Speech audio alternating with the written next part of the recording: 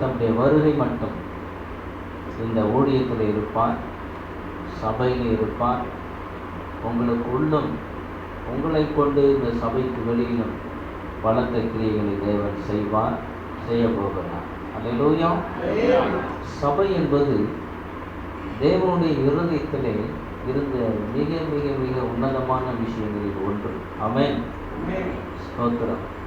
எபேசியர் 3ஆம் அதிகாரம் 9-11 வரைக்கும் வாசித்தீங்கன்னா அங்கே ஒரு அற்புதமான ஒரு காரியத்தை பவுல் சொல்லுவதை பார்க்க முடியும். வாசிங்க சபையை குறித்து. எபேசியர் 3ஆம் அதிகாரம்.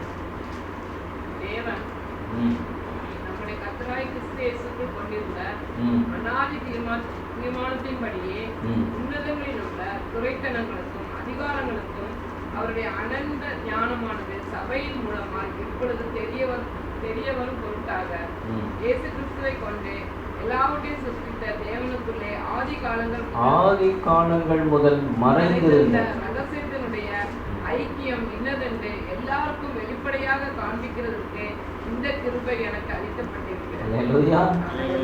11ஆம் வசனம். இயேசு கிறிஸ்துவை கொண்டு எல்லாவற்றையும் சிருஷ்டித்த தேவனுக்குள்ளே ஆதி காலங்கள் முதல் மறைந்திருந்த ரகசியம்தான் சபை என்கிற ஒரு அமைப்பு. அல்லேலூயா.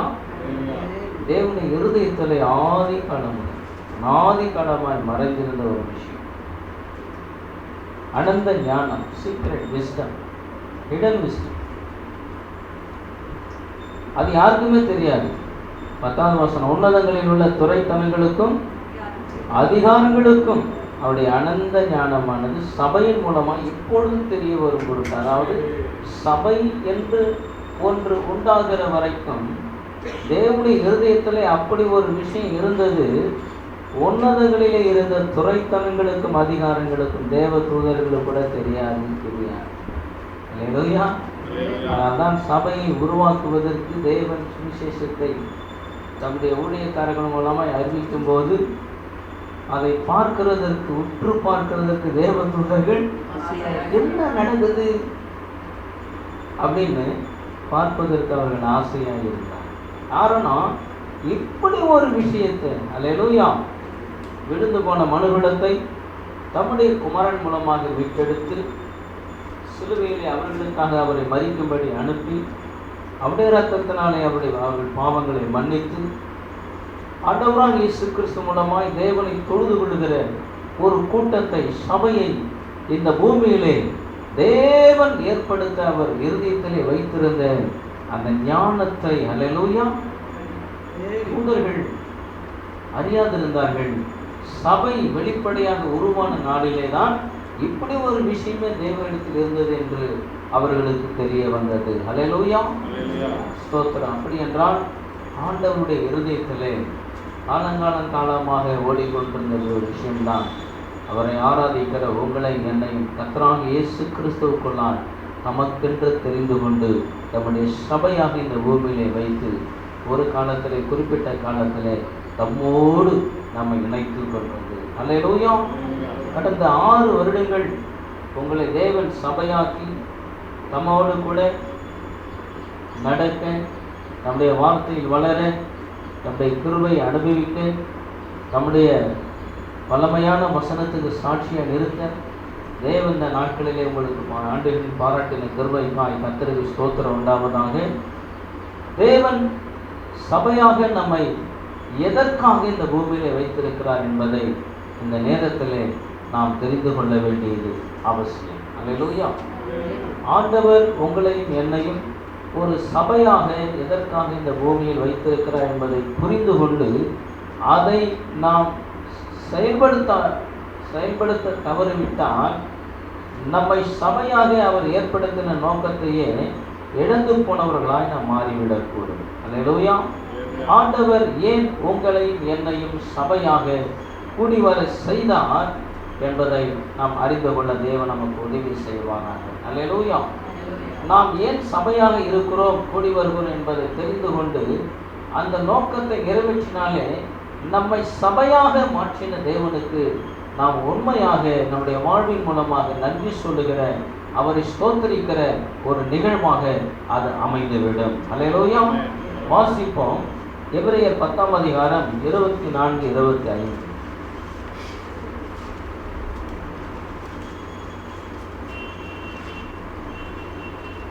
மேலும் அன்புக்கும் நற்கிரியைகளுக்கும் நாம் ஏவப்படும்படி ஒருவரை ஒருவர் கவனித்து சபை கூடி விடுதலை சிலர் விட்டு விடுகிறது போல நாமும் விட்டு விடாமல் ஒருவருக்கு ஒருவர் புத்தி சொல்ல கடவோம். நாளானது சமீபித்து வருகிறதை எவ்வளவாய் பார்க்கிறீர்களோ அவ்வளவாய் புத்தி சொல்ல வேண்டும். அல்லேலூயா. அன்புக்கும் நற்கிரியைகளுக்கும் நாம் ஏவப்படும்படி ஒருவரை ஒருவர் கவனித்து சபை கூடி விடுதலை சிலர் விட்டு விடுகிற போல நாமும் விட்டு விடாமல். அல்லேலூயா. ஒருவருக்கு ஒருவர் புத்தி சொல்ல. கண்களை மூடி கர்த்தர் நாள் நம்மோடு பேசுவதற்கு ஒப்புக் கொடுப்போம். கர்த்தர் நம்மோடு பேசுவாராக. நல்ல பிதாவே உம்முடைய நாமத்தை துதிக்கிறோம், ஸ்தோத்திரிக்கிறோம். கடந்த 6 ஆண்டுகளாக உம்முடைய சபையினை போஷித்து காப்பாற்றி உம்முடைய பிள்ளைகளோடு கூட கர்த்தர் இருந்து இவர்கள் நடுவிலே உலாவி இவர்கள் தேவனாகி இருந்து இம்மட்டும் அவர்களை நடத்தி வந்த கிருபைக்காக ஸ்தோத்திரம். கர்த்தர் இம்மட்டும் உதவி செய்தவர் யெகோவா ஈரேவாக இருந்து இனிமேலும் இந்த சபையை நடத்த போகிற கிருபைக்காக ஸ்தோத்திரம். சபைக்கான எல்லாவற்றையும் கர்த்தர் கொடுத்தவர். இன்னும் ஆண்டவருடைய நாமத்து மகிமையாக நம்முடைய பிள்ளைகளை இந்த பூமியிலே அநேகருக்கு பிரயோஜனம் உள்ளவர்களாக நடத்த போகிற கிருபைக்காக ஸ்தோத்திரம். தொடர்ந்து உடைய கிரியை வெளிப்படுத்த போகிற கிருபைக்காக ஸ்தோத்திரம். எப்பொழுதும் உடைய சபைக்கு உடைய வார்த்தையை வெளிப்படுத்துங்கப்பா. சபையை கர்த்தர் இந்த பூமியில வைத்திருக்கிற நோக்கத்தை அறிந்து கொண்டு அதை நிறைவேற்றக்கூடிய கிருபைக்குள்ளாய் உடைய ஜனங்களை நடத்தும்படியாய் நாங்கள் ஒப்புக் கொடுக்கிறோம். ஆண்டவராக இயேசு கிறிஸ்துவின் நாமத்தில் ஜெபிக்கிறோம் பிதாவே. ஆமென். ஆண்டவர் நம்மை சபையாக கூடி வர செய்ததின் நோக்கம் விசேஷமானது. ஒன்று, அன்புக்கு ஏவப்படுவதற்கு, அடுத்து நற்கிரியை செய்கிறதற்கு நாம் ஏவப்படுவதற்கு தேவன் நம்மை சபையாக கூடி வர செய்திருக்கிறார். அல்லேலூயா. ஆமென். சபை என்பது ஒரு கட்டிடம் அல்ல என்பது நமக்கு தெரியும். இந்த இடத்திலே கூடி வந்திருக்கிற நீங்களும் நானும் தான் கர்த்தருடைய சபை. அல்லேலூயா. தேவன் இந்த இடத்திலே உங்களை என்னை சபையாக எதற்கு கூடி வர செய்திருக்கிறார் என்றால் 2 காரியத்திற்கு நாம் ஏவப்படும்படிக்கு கூடி வர செய்திருக்கிறார். அல்லேலூயா. ஒன்று, அன்புக்கு ஏவப்படுவது. ஆமென். இரண்டாவது, நற்கிரியைக்கு ஏவப்படுவது. அப்ப சபை என்பது அன்பு செய்வதற்கும் உங்களையும் என்னையும் அன்புள்ளவர்களாகவும் நற்கிரியை செய்கிறவர்களாகவும் மாற்றுவதற்கு ஏவுகிற, புத்தி சொல்லுகிற, போதிக்கிற, உபதேசிக்கிற ஒரு இடம்தான் சபையாக இருக்கிறது. ஆமென். ஸ்தோத்திரம். மார்க் 12ஆம் அதிகாரம் 30, 31 நம்ம வாசிக்கிறோம். தேவன் நமக்கு கொடுத்த பிரதானமான 2 கற்பனை. ஒன்று, நம்முடைய தேவனாகிய கர்த்தரிடத்திலே அன்பு கூறுவது. இரண்டாவது, மனுஷரிடத்தில் நாம் அன்பு கூறுவது குறித்த கட்டளை நாம் பார்க்கிறோம். அல்லேலூயா. ஆண்டவர் நமக்கு கொடுக்கிற வேதத்தில் அநேக கட்டளைகளை கர்த்தர் நமக்கு கொடுத்திருக்கிறார். அதிலே மிக மிக பிரதானமான 2 கட்டளை. ஒன்று, தேவனிடத்தில் அன்பு கூற வேண்டும். ஆமென். இரண்டாவது, மனுஷரிடத்தில் அன்பு கூற வேண்டும். அப்போ தேவனிடத்தில் அன்பு கூறுவதற்கும் மனுஷரிடத்தில் அன்பு கூறுவதற்கும் நம்மை ஏவுகிற ஒரு இடம்தான் சபை. இந்த 2 காரியங்களுக்கு நாம் ஏவப்படுவதற்குத்தான் நம்மை ஒன்றாக தேவன் கூடி வர செய்திருக்கிறார். அல்லேலூயா. அப்போ சபை என்கிற இந்த இடத்துல செய்யப்பட வேண்டிய முதலாவது காரியம், தேவனை நாம் எவ்விதமாய் நேசிக்க வேண்டும் என்று மக்களுக்கு இந்த இடத்திலே போதிக்கப்பட வேண்டும். அல்லேலூயா. அப்போ தேவனை நேசிப்பதுன்னா என்ன? அந்த வசனத்தை பாருங்க. மார்க் 12:30 உன் தேவனாகிய கர்த்தரிடத்தில் முழு இதயத்தோடும், முழு ஆத்துமாவோடும், முழு மனதோடும், முழு பலத்தோடும் அன்பு கூறுவாய். அப்படின்னா சபையிலே செய்யப்பட வேண்டிய காரியம் என்னவென்றால், தேவனை தேவ ஜனங்கள் எப்படி முழு இருதயத்தோடு நேசிக்க வேண்டும், எப்படி முழு மனதோடு நேசிக்க வேண்டும், எப்படி முழு ஆத்மாவோடு நேசிக்க வேண்டும், எப்படி முழு பலத்தோடு நேசிக்க வேண்டும் என்று சொல்லிக் கொடுக்கிற ஏவுகிற ஒரு இடம்தான் கர்த்தருடைய சபையாக இருக்கிறது. அல்லேலூயா. சரி, ஆண்டவரை நம்ம எப்படி நேசிக்கணுமா? முழு இருதயத்தோடு. All our heart. எப்படிங்க? முழு இருதயம். பேசணும், கொஞ்சம் பேசணும் கூட, முழு இருதயத்தோடு நேசிக்கணும். இந்த ஹார்ட் என்றது, ஹார்ட் பார்த்துருக்கீங்களா? இந்த முழு இருதயன்றது நம்முடைய பிசிக்கல் ஹார்ட் பற்றி பேசலாம். இருதயம் என்பது வேதம் சொல்லுகிற இருதயம் என்பது the centre of our thoughts. நம்முடைய சிந்தனையும் மையம் எதுவோ அதுதான் நம்முடைய இருதயம். அப்போ இருதயம் முழு இருதயத்தோடு நேசிப்பது என்றால், அந்த ஹார்ட் என்பதற்கு தாட்ஸ் அல்லது ஃபீலிங்ஸ்னு ரெண்டு அர்த்தங்கள் உண்டு. அப்படியானால் நம்முடைய முழு சிந்தையோடு நாம் கர்த்தரை நேசிப்பதும் முழு உணர்வோடு கர்த்தரை நேசிப்பது தான் அப்படின்றதுல முழு இருதயத்தோடு அன்பு கூறுவதாகும். அல்லேலூயா. அப்போ முழு சிந்தையோடும் முழு உணர்வோடும் நாம் தேவனிடத்திலே அன்பு கூறுவதற்கு ஏவப்படுகிற ஒரு இடம்தான் தேவனுடைய சபையாக இருக்கிறது. அடுத்து முழு ஆத்மாவோடும் கர்த்தர் என்ன பண்ணணும்? அன்பு கூறணும். சோல், ஆத்மா என்பதற்கு ஆங்கிலத்தில் சோல் என்ற வார்த்தை கொடுக்கப்பட்டிருக்கு. இந்த சோல் என்பதற்கு மைண்ட், டிசையர், அஃபெக்ஷன் மீனிங்ஸ் உண்டு. மைண்ட் என்பதற்கு உள்ளம், புத்தி, ஞாபக சக்தி. அப்படின்னா முழு உள்ளத்தோடும் முழுமையான புத்தியோடும் நல்ல ஞாபக சக்தியோடும் நாம் கர்த்தரிடத்தில் அன்பு கூற வேண்டும். டிசையர் என்பதற்கு விருப்பான ஒரு அர்த்தம். முழு விருப்பத்தோடு அன்பு கூறணும். அஃபெக்ஷன் என்பதற்கு அன்பு, நேசம் என்ற வார்த்தைகள் கொடுக்கப்பட்டிருக்கிறது. அப்படி என்றால் நம்முடைய முழு அன்போடும் நேசத்தோடும் விருப்பத்தோடும் முழு உள்ளத்தோடு நாம் கர்த்தரை ஆராதிக்க நம்மை பயிற்றுவிக்கிற ஒரு இடம்தான் கர்த்தர். எதற்காகத்தான் நம்மை ஒரு சபையாக தேவன் கூடி வர செய்திருக்கிறார். ஆமென். அடுத்து முழு மனதோடு அவரிடத்தில் அன்பு கூற வேண்டும். எப்படி அன்பு கூறணும்? முழு மனதோடு அன்பு கூறணும். மனது என்பது வித் ஆல் அவர் மைண்ட், முழு மனதோடு. மைண்ட் என்பதற்கு மனம், சிந்தனை, எண்ணங்கள், உணர்ச்சிகள், அறிவு என்ற அர்த்தங்கள்லாம் கொடுக்கப்பட்டிருக்கு. ஆங்கில வார்த்தை மைண்ட் என்பதற்கு மனம், சிந்தனை, எண்ணங்கள், உணர்ச்சிகள், அறிவு. அப்போ நம்முடைய முழு மனதோடு கர்த்தரை நேசிப்பது என்றால் முழு சிந்தையுடன், முழுமையான எண்ணத்துடன், எந்த எண்ண சிதறலும் இல்லாமல் முழு உணர்ச்சியுடன், முழுமையான அறிவுடன். அல்லேலூயா. தேவனை குறித்த முழுமையான அறிவுள்ளவர்களால் அவரிடத்தில் அன்பு கூற வேண்டியது அவசியம். முழு பலத்தோடு அன்பு கூறுவது என்றால் with all our strength. Strength என்பதற்கு எபிலிட்டி, ஃபோர்ஸ், மைட் என்ற வார்த்தைகள் கொடுக்கப்பட்டிருக்கு. எபிலிட்டினா திறன், ஃபோர்ஸ்னா வலிமை, மைட்னா வல்லமை. உன்னுடைய முழு வல்லமையோடு, வலிமையோடு, திறனோடு கர்த்தரிடத்திலே நாம் அன்பு கூற வேண்டும். ஆமென். இப்படிப்பட்ட அன்புக்கு நம்மை ஏவுவதற்கு தான் நாம் ஒருவருக்கொருவர் ஏவும்படிக்கு, தேவனுடைய வார்த்தை மூலமாய் நம்ம ஏவி விடும்படிக்கு தேவன் சபையாக நம்மை கூடி வர செய்திருக்கிறார். அல்லேலூயா.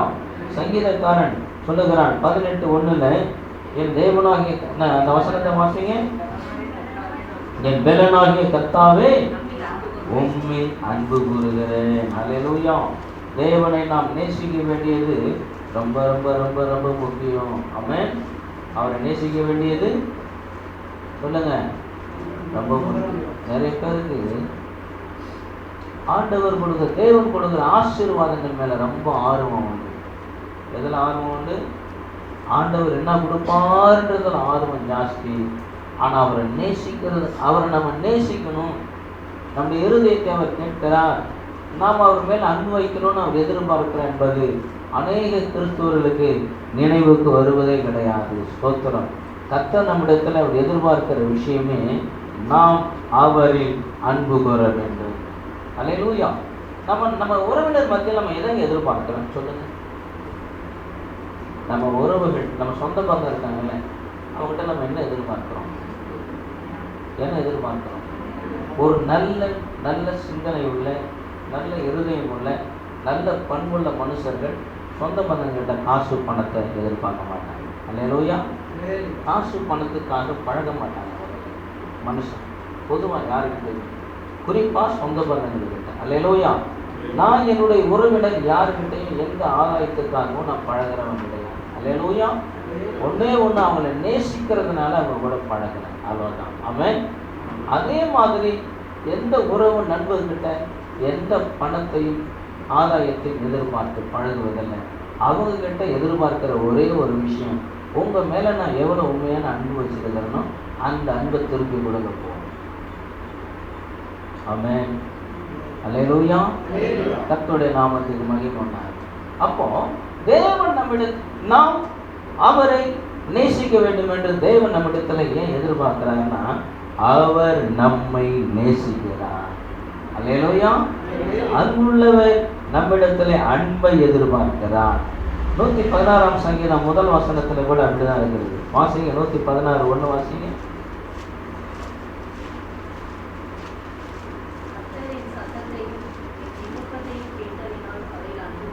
அல்லேலூயா. என் சத்தத்தையும் என் விண்ணப்பத்தையும் கேட்கிற ஒரு தேவன் இருக்கிறார், அந்த தேவனில் நான் அன்பு கூறுகிறேன் சொல்லுகிறார் பாருங்க. ஆமென்.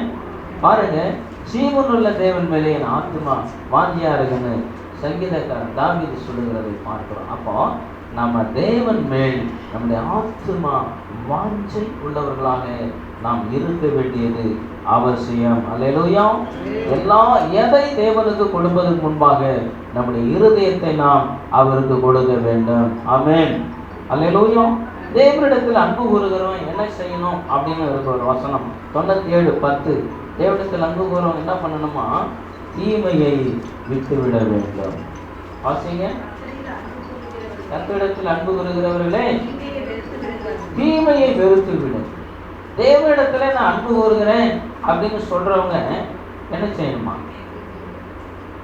தீமையை விட்டுங்கன்னு இருக்கா, வெறுத்துருங்கன்னு இருக்குதா? வெறுக்கணும். நன்மை செய்ய படியுங்கள், தீமை செய்வதை விட்டு விடுங்கள், நன்மை செய்ய படியுங்கள். ஏசாயாவில் முதல் அதிகாரத்தில் இஸ்ரவேல் ஜனங்களுக்கு தேவன் என்ன பண்றாரு? சொல்லி விடுகிறார். தீமை செய்வதை விட்டுடுங்க. நிறைய படிச்சிருக்கிறாங்க. இன்னைக்கு தம்பிங்க பிள்ளைங்க, வாலிப பசங்க பிள்ளைங்க நிறைய படிச்சிருக்கிறாங்க. நேற்று என் சொந்தக்கார பிள்ளை அவனை பார்த்தேன். அவங்க அம்மா கூட பேசிக்கிறோம், எப்படி இருக்கிறீங்க நீங்க எப்படி பேசிட்டுருக்குறோம். அந்த பிள்ளை பிடெக் படிக்குது. அதுக்கு நாங்கள் சித்தப்பா சித்தி போகிறேன். நாங்கள் பேசுகிறோம், அந்த பிள்ளை கிட்ட அது பேச மாட்டேது. பார்த்து சித்தப்பா தோத்துறோன்னு ஒரு வார்த்தை சொல்ல மாட்டேது. என்ன படிக்குது? படிக்கிறது என்னது? பிடெக்கு படிக்கிறது. மண்ணாங்கட்டி புண்ணாக்கா இருக்குது. ஸ்தோத்திரம். உண்மைதான். மண்ணாங்கட்டி அது தலையில் மண் இருக்குதோ புண்ணா இருக்குதோ தெரியல. ஒரு உறவு முறை எப்போ போனாலும் நாங்கள் தான் விசாரிப்போம். அதுவாக ஒரு நாளும் சித்தப்பா சித்தின்னு ஆசையை பேசாது. ஒரு வார்த்தை எப்படி இருக்கு கேட்க நாங்கள் தான் கேட்கணும். நேற்று நான் தான் கேட்டேன். விசாரி படிக்கிறது என்னது? பக்கத்தில் உட்காந்துங்கிறாங்க அவங்க அம்மா. சொல்லிக் கொடுக்கல. சித்தப்பா கூட தோத்திரம் சொல்லுமா, நமக்கு சொல்ல போகிறாங்க. ஒரு பண்பு அது. அவங்களும் சொல்லிக் கொடுக்குறது இல்லை. இந்த பிள்ளைக்கும் புத்தி வரல. இங்கே இருக்கிறீங்களா? அந்த மாதிரி பேசலாம் இருந்தால் உண்மையை சொல்லுங்க. நீங்கள் அழகாக சொன்னாங்க. பிள்ளைங்களுக்கு எது கிடையாது, பெரியவனை மதிக்கிறதுக்கு சொல்லிக் கொடுக்குறதே கிடையாது. நிறைய படிக்குது, ஆனால் எதை படிக்கல? நிறைய படிக்க வச்சிடறோம். பிள்ளைகளை நன்மை செய்ய படிக்க வைக்கிறதுல சொல்லிக் கொடுக்குறதே கிடையாது. ஆண்டவர் சொல்லிக் கொடுக்குறார் நன்மை செய்ய. அந்த வசனம் வாசித்திருக்கிறீங்களா? வாசித்திருக்கிறீங்களா? வாசிங்க. ஏசாயா 1 அதிகாரத்தில் ஆண்டவர் சொல்றாரு பாருங்க, தேவனிடத்தில் அன்பு கூறுவதற்கு அடையாளம் என்ன?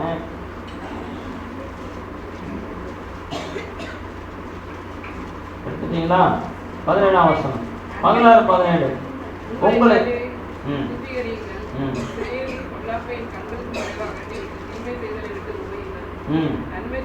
நன்மை செய்ய படிங்க, தீமை செய்யறது நிறுத்துங்கப்பா. அடுத்து என்ன செய்யுங்க? நன்மை செய்ய படிங்க. நீங்க எவ்வளவு படிச்சாலும் நன்மை செய்ய மட்டும் படிக்காம போயிட்டீங்கன்னா, உங்க பிள்ளைகளை எவ்வளவு நீங்க படிக்க வச்சாலும் நன்மை செய்ய படிக்க சொல்லி கொடுக்காம விட்டுட்டீங்கன்னா அவங்க வாழ்க்கையில ஃபெயிலியர் தான். என்னது, அவங்க சக்சஸ் பெரிய பெரிய நிறுவனங்களை ஒர்க் பண்ணலாம், பண காசு நிறைய சம்பாதிக்கலாம், பெரிய கார் வாங்கலாம், பெரிய பங்களா கட்டலாம், ஆகா ஓகனும் 10 வேலைக்காரிகள் வச்சுருக்கலாம் வீட்டுக்கு வேலை செய்ய. நன்மை செய்ய படிக்கலைன்னா எங்கள் ஊர் பக்கம் சொல்லுவாங்க, ஈரோடு சைடு சொல்லுவாங்க, போயிட்டு கேஸ் அப்படின்னு.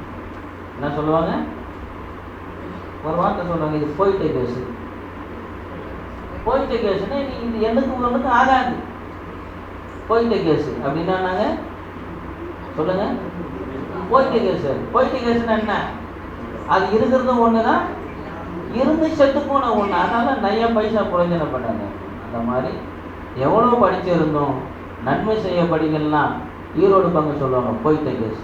என்ன கேஸுங்க, போயிட்ட கேஸுன்னு இருக்கிறீங்களா? இல்லையா?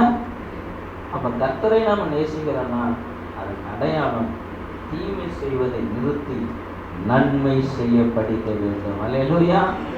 1 யோவான் 5ஆம் அதிகாரம் 3ஆம் வசனத்தை வாசிங்களேன். 1 யோவான் 5:3.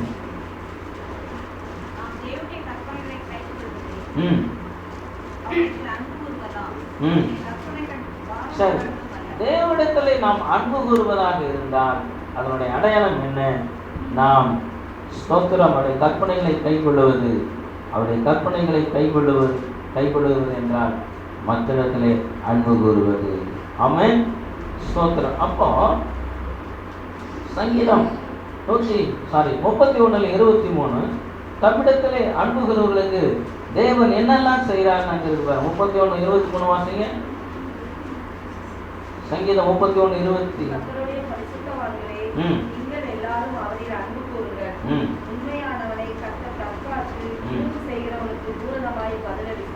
கர்த்தர்கிட்ட அன்பு கூறுகிற உண்மையான அவருடைய பிள்ளைகளை அவர்களுக்கு இடும்பு செய்கிற மக்கள் கிட்ட இருந்து தற்காக்கிறவராக இருக்கிறார். அல்லேலூயா. 97:10 வாசிங்க. சீக்கிரம்.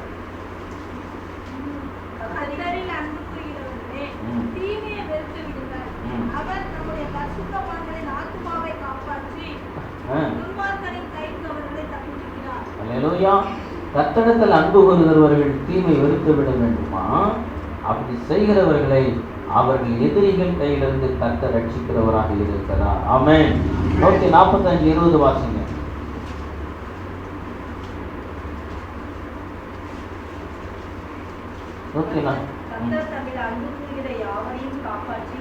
தம்மில் அன்பு கூறுகிற யாவரையும் காப்பாற்றி. அல்லேலூயா. தம்மில் அன்பு கூறுகிற தமது ஜனங்களை கர்த்தர் காப்பாற்றுகிறவராக இருக்கிறார். நீதிமொழிகள் 3:12 வாசிங்க. சீக்கிரம். நீதிமொழிகள் 3:12.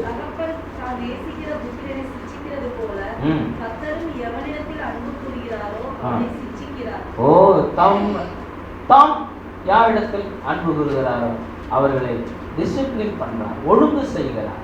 அவர்கள் பலமான நலமான நேர்த்தியான வாழ்வு வாழ்வதற்காக அவர்களை சீர்படுத்துகிற வேலையை தேவன் செய்கிறார். தம்மில் அன்பு கூறுவர்களை தேவன் அன்பு கூர்ந்து அவர்களுக்கு தேவன் நன்மை செய்கிறவராக இருக்கிறார். அல்லேலூயா. தேவனிடத்தில் அன்பு கூறுவர்களுக்கு என்னெல்லாம் நடக்கும்னு சொல்லி கொடுக்கணும். ஆமென். ரோமர் 8:28 இருக்கு. அவரிடத்தில் அன்பு கூறுவர்களுக்கு சகலமும் நன்மை ஏதுவாய் நடக்கிறது. அல்லேலூயா.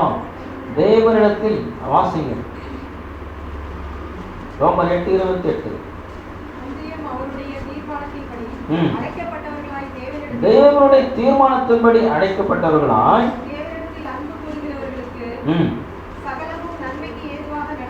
சகலமும் நன்மைக்கு ஏதுவாக நடக்கிறது என்று அறிந்திருக்கிறோம். தேவனுடைய தீர்மானத்தின்படி அழைக்கப்பட்டவர்களுக்கு அடையாளம், தெரிந்து கொள்ளப்பட்ட அடையாளம், அவர்கள் தேவனிடத்தில் அன்பு கூறுகிறவர்களாக இருக்கிறார்கள். ஆமென். சபை தேவனிடத்தில் அன்பு கூறுகிற ஒன்றாக இருக்க வேண்டும்.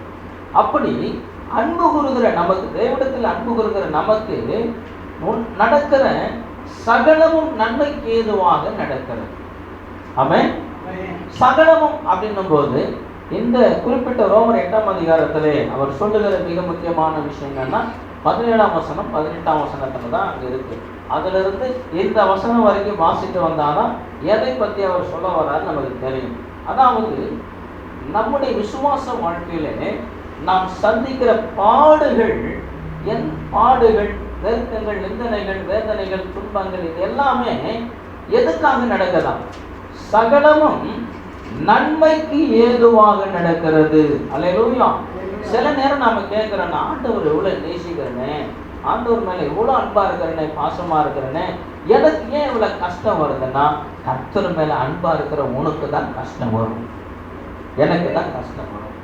ஆமென். அல்லேலூயா. கர்த்தரை நேசிக்காதவங்களுக்கு ஸ்தோத்திரம், நமக்கு வருகிற பிரகாரமான நெருக்கங்கள் வராது. ஸ்தோத்திரம்.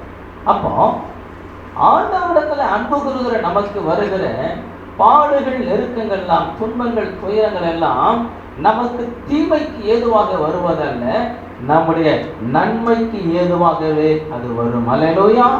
அப்ப நம்முடைய விசுவாச வாழ்க்கையில நாம் சந்திக்கிற எந்த பாடுகளை குறித்தும் நாம் பயப்பட தேவையில்லை, கலங்க தேவையில்லை. கர்த்தர் அவைகளை நமக்கு நன்மையாக முடிய பண்ண வல்லவராக இருக்கிறார். அல்லேலூயா. 1 கொரிந்தியர் 2ஆம் அதிகாரம் 9ஆம் வசனத்துல வாசிங்க. 1 கொரிந்தியர் 2:9.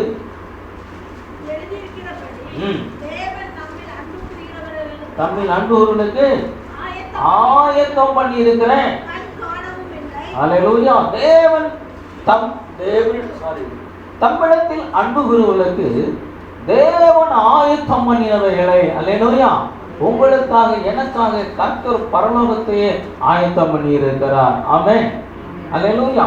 பரலோக மகிமையை கர்த்தர் உங்களுக்காக எனக்காக ஆயத்தம் பண்ணியிருக்கிறார். காரணம் என்றால் தம்மில் அன்பு கூறுவதற்கு அவர் இதை செய்கிறார். ஆமென். யாக்கோபு 2:12 வாசிங்க. யாக்கோபு 2:12. 1:12. சோதனையை சகிக்கிற மனுஷன் பாக்கியவான். அவன் உத்தமன் என்று விளங்கின பின்பு கர்த்தர் தம்மிடத்தில் அன்பு கூறுகிறவர்களுக்கு வாக்குத்தத்தம் பண்ணின ஜீவ கிரீடத்தை பெறுவான். அல்லேலூயா.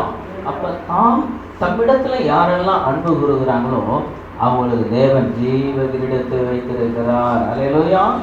2:5 பாருங்க. 2 அவர்களுக்கு என்ன செய்யறாரு? 2ஆம் அதிகாரம் யாக்கோபு 2:5 சகோதரரே கேளுங்கள். தேவன் இவ்வுலகத்தின் தரித்திரரை விசுவாசத்தின் ஐஸ்வர்யவான்களாகவும் தம்மிடத்தில் அன்பு கூறுகிறவர்களுக்கு தாம் வாக்குத்தத்தம் பண்ணின ராஜ்யத்தை சுதந்திரிக்கிறவர்களாக தெரிந்து கொண்டிருக்கிறார். ஆமென். அப்போ தேவனிடத்தில் நாம் அன்பு கூற வேண்டும். தேவனிடத்தில் அன்பு கூறுவதால் நமக்கு உண்டாகிற பலன் என்ன, ஆண்டவர் எப்படிப்பட்ட ஆசீர்வாதங்களை வைத்திருக்கிறார் அப்படின்ற காரியங்களை நமக்கு சொல்லி கொடுத்து நாம் தேவனை நேசிக்கும்படி ஏவப்படுவதற்காக கர்த்தர் உங்களை என்னையும் சபையாக கூடி வர செய்திருக்கிறார். அல்லேலூயா.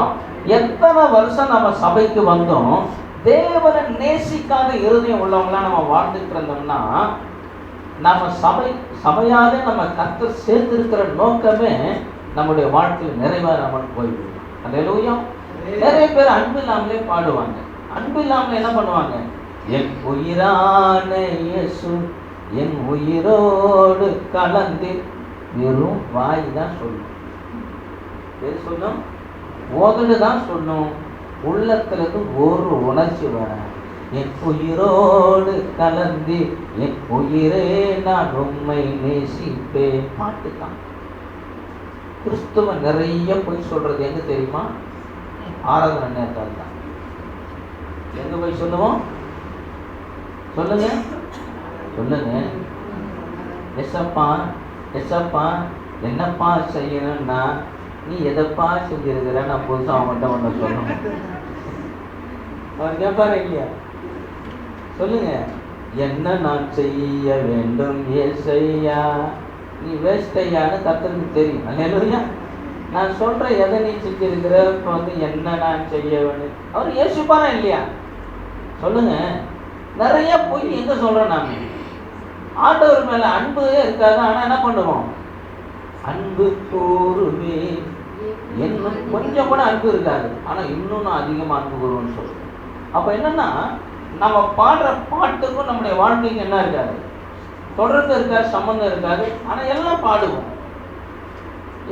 என்ன வேணாலும் ஆண்டவர் உமக்காக என்ன வேணாலும் இது அப்படியே தேசத்துக்கு புறப்படுவேன், அதை பண்ணுவேன். பாட்டில் என்ன பண்ணுவோம், பயங்கரமாக பாடிடுவோம். யார் என்ன பாட்டு எழுதி கொடுத்தாலும் என்ன பண்ணிடுவோம், பாடி தள்ளிடுவோம். அதான் நமக்கு தெரியும், மற்றது நிறைய தெரியாது. இப்போ ஆண்டவர் நம்ம என்ன செய்கிறார்னா கிரியை செய்ய அழைக்கிறார். அல்லேலூயா.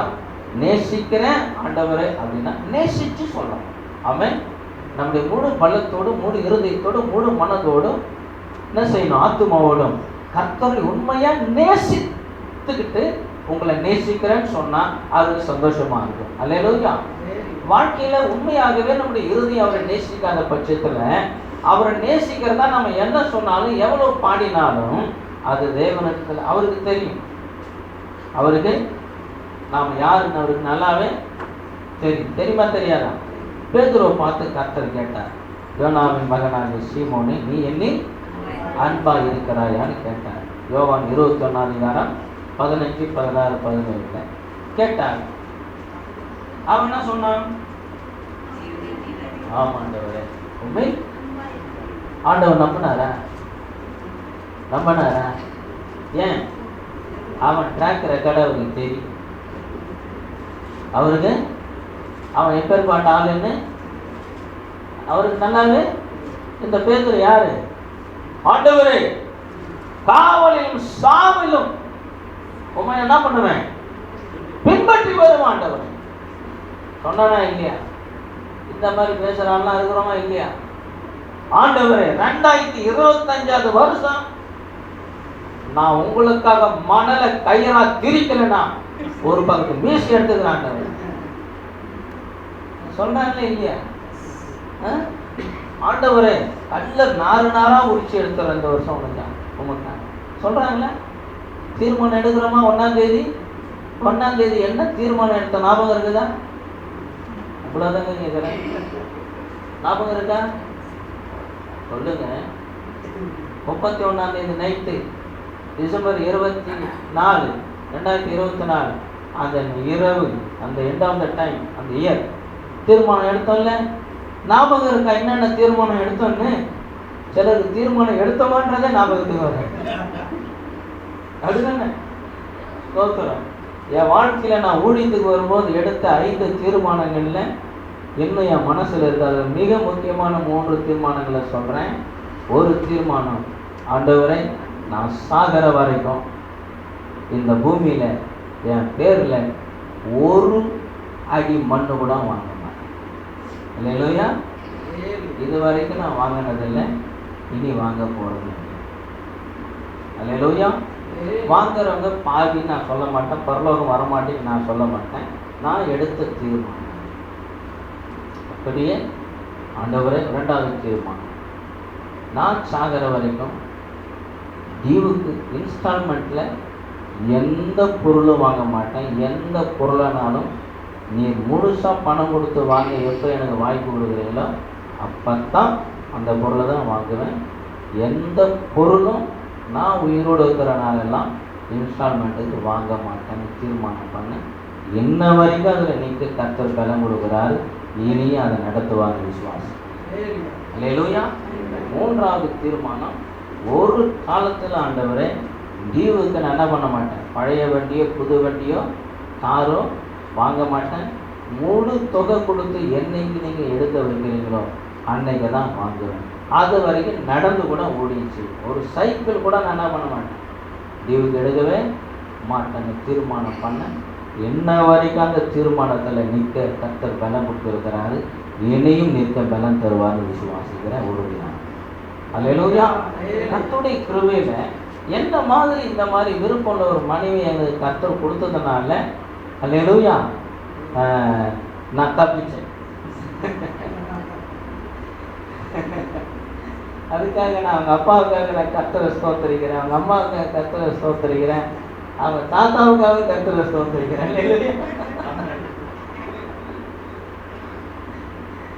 கர்த்தர் பாருங்க, அந்த தீர்மானத்தை பாதுகாக்கக்கூடிய ஒரு துணையை தான் கர்த்தர் கொடுத்திருக்கிறார். ஆமென். அல்லேலூயா. இடையில கூட நான் சும்மா என்னதான் சொல்ற பார்க்கலான்ட்டு என் மனைவிகிட்ட கேட்டேன், என்னம்மா தீவுக்கு ஒரு வண்டி எடுத்துடலாமா, இல்லை உனக்கு ஒரு ஃப்ரிட்ஜு வாங்கி கொடுக்கட்டுமா, தீவில் எடுத்துக்கிட்டுமா. அல்லேலூயா. தீவுக்குன்னு போயிருந்தா இன்னைக்கு எல்லாரும் வீட்டில் இருக்கிறது எங்கள் வீட்டிலையும் இருக்கும். ஆமென். அல்லேலூயா. ஆனால் அவங்க சொன்னாங்க வேண்டாம், இது வரைக்கும் கர்த்தர் இது வரைக்கும் நடத்தினா அது இல்லாமல் பிரச்சனை இல்லை, நமக்கு இன்ஸ்டால்மெண்ட் இது தீவுக்கு எந்த பொருளும் வேணாங்க, கர்த்தர் கொடுக்குறதில் வாழும். அல்லேலூயா. அந்த உறுதியை கர்த்தர் கொடுத்த கர்த்தரை ஸ்தோத்திரிக்கிறேன். ஏன் சொல்கிறேன்னா, நான் எடுத்த தீர்மானங்கள் எனக்கு இன்றைக்கும் மனசில் அப்படி இருக்குது, அதை காத்துக்கொள்ள கிருபை செய்கிறேன். கர்த்தரை நேசிக்கணும்னு தீர்மானம் எடுத்தா நேசிக்கணும். அல்லேலூயா. ஆண்டவரை நான் உம்மை நேசிப்பேன், உமக்காக வாழ்வேன், உமக்காக எந்த தியாகத்தையும் செய்வேன், உங்களுக்காக எதையும் செய்வேன்னு தீர்மானம் எடுத்தா நாம் என்ன செய்யணும், அதை அந்த தீர்மானத்தை கர்த்தருக்காக காத்துக்கு நம்ம ஆயத்தமாக இருக்கணும். அதுதான் அவரை நம்ம நேசிக்கிறோம் என்பதற்கு அடையாளம். அல்லேலூயா. அல்லேலூயா. அப்போ சபையாக ஆண்டவர் உங்களையும் என்னையும் கூடி வர செய்திருப்பதில் பிரதானமான நோக்கம் என்னவென்றால், கர்த்தருக்கு ஸ்தோத்திரம், அவரை நேசிப்பதற்கு நாம் ஏவப்படும்படிக்கு கர்த்தர் நம்மை சபையாக கூடி வர செய்திருக்கிறார். ஆமென். இரண்டாவது, மனுஷரை நேசிப்பதற்கு நாம் ஏவப்படும்படிக்கு கர்த்தர் கூடி வர செய்திருக்கார். மார்க் 12:32 சொல்றார், உன்னிடத்தில் நீ அன்பு கூறுவது போல பிறனிடத்திலும் அன்பு கூறுவாயாக. ஆமென். அப்போ நாம் நம்மை முதலாவது நேசிக்கணும். அல்லேலூயா. நம்ம நேசிக்கிறதுக்கு அடையாளம் என்ன தெரியுமா? சொல்லுங்க பார்க்கலாம். ஒரு மனுஷன் தன்னை நேசிக்கிறான் அப்படின்றத நீங்க எப்படி புரிஞ்சுக்குவீங்க? சொல்லுங்க சிஸ்டர், சொல்லுங்க. நீங்க உங்களை நேசிக்கிறீங்கன்றது எப்படி வெளிப்படுத்துவீங்க? அன்பா அவங்களே அவங்க கிட்ட கண்ணாடி முன்னால போய் நின்றுக்கிட்டு, நான் உன்னை நேசிக்கிறேன், நான் உங்கள்கிட்ட அன்பா இருக்கிறேன் அப்படின்னு அவங்களே சொல்லிக்கணுமா? ஓ, பண்றது வேலை. ஒருத்தர் தாங்கிட்ட அன்பா இருக்காங்கன்றது, தன் மேல ஒருவர் அன்பா இருக்கிறார் அப்படின்றதுக்கு என்ன அடையாளம்? தன்னை கேர் எடுப்பாங்க. என்ன பண்ணுவாங்க? தன்னை ரொம்ப கேர் பண்ணுவாங்க. கேர் மீன்ஸ் தலையில எண்ணெயே தேய்க்க மாட்டான். 9 மாதம் ஒருத்தன் பரட்ட தலையை திரியறான்னு வச்சுக்கங்களேன், அவனை நேசிக்கிறான்னு சொல்ல முடியுமா? சொல்லுங்க.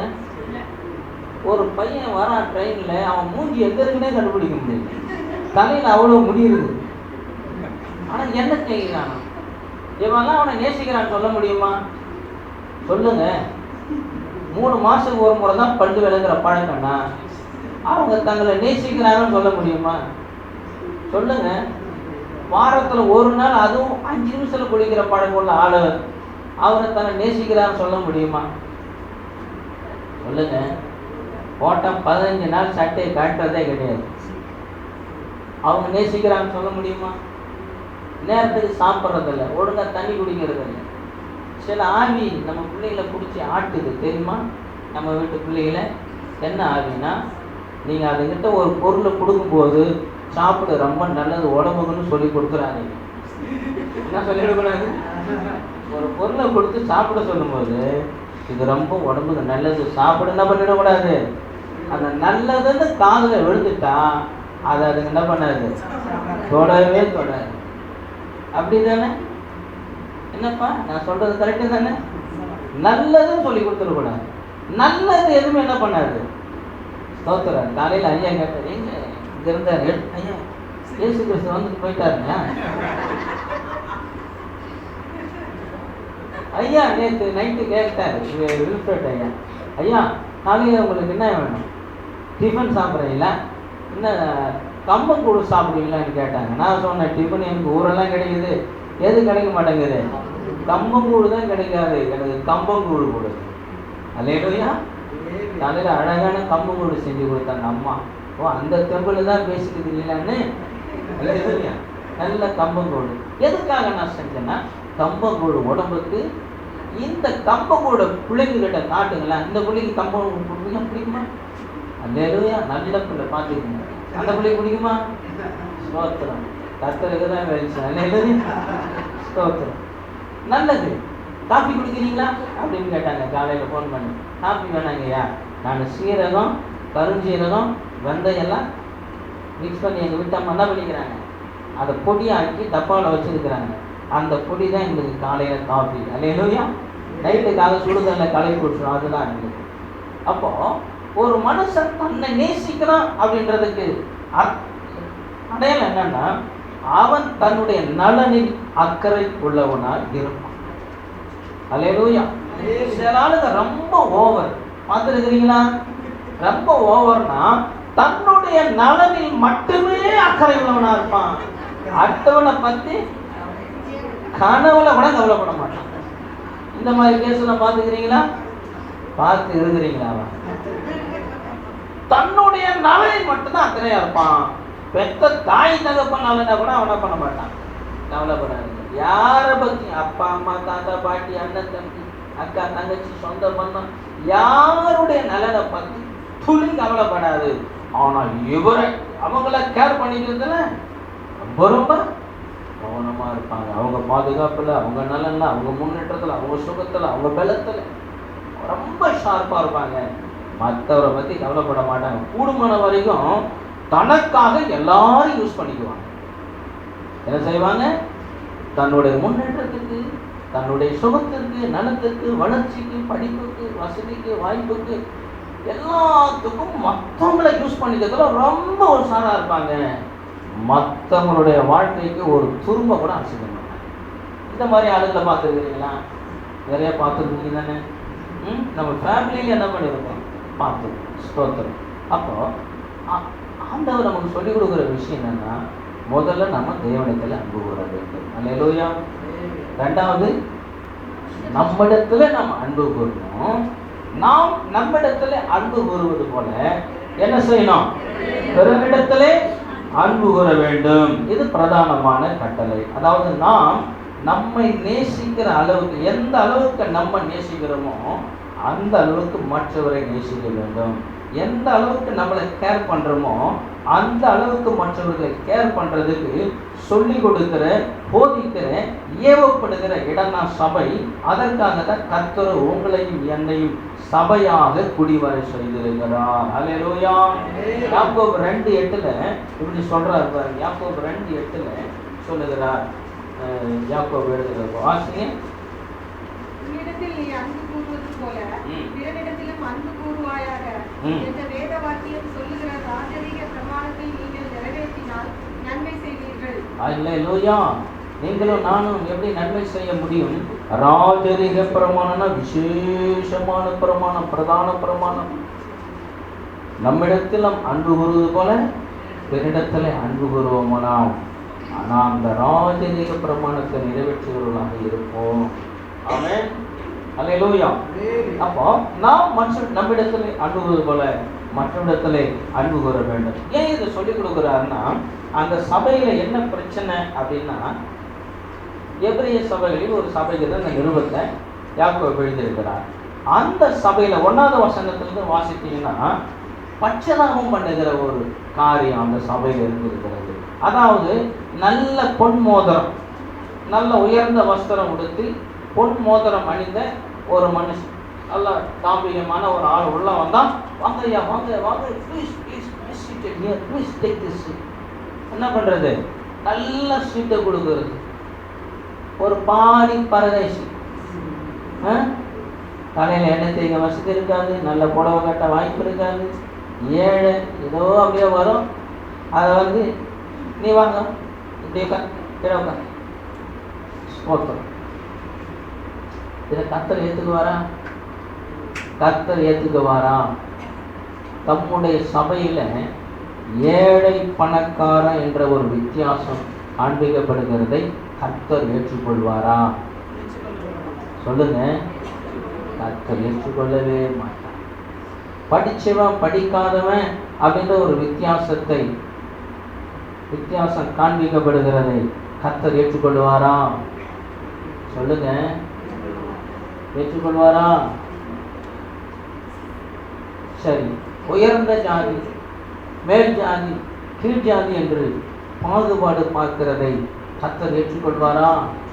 தேவனால் சகிக்கவே முடியாத அந்த காரியங்களை, தேவனால் சகிக்க முடியாத அந்த காரியங்களை அந்த எபிரேய சபையில் ஒரு சபையிலே அவர்கள் செய்தார்கள்.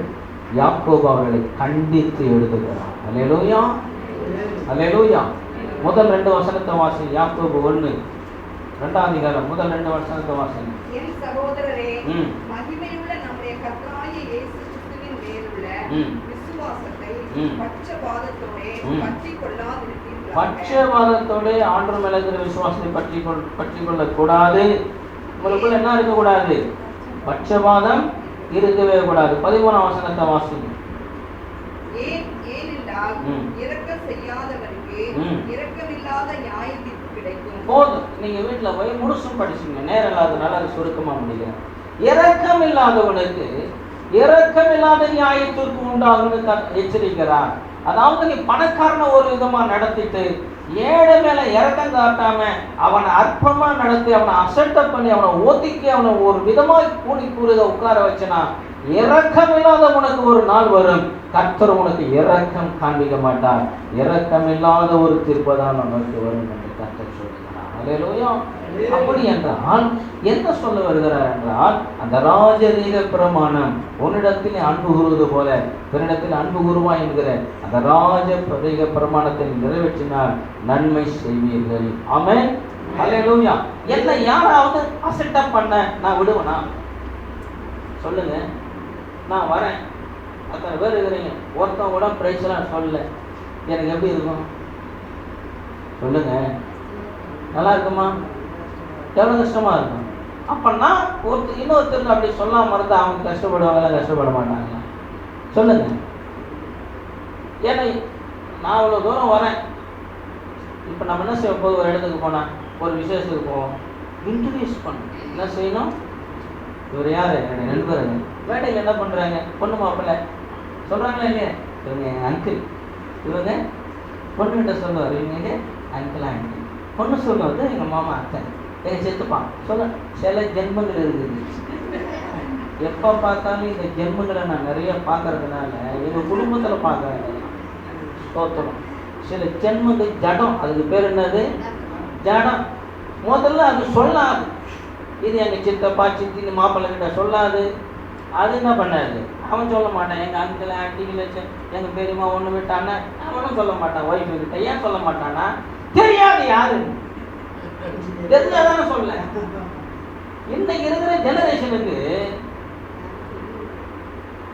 மிஞ்சி போனா யாரை தெரியும்? அத்தை பிள்ளைங்க தெரியும், சித்தப்பா பிள்ளைங்க தெரியும், அவ்வளவுதானே.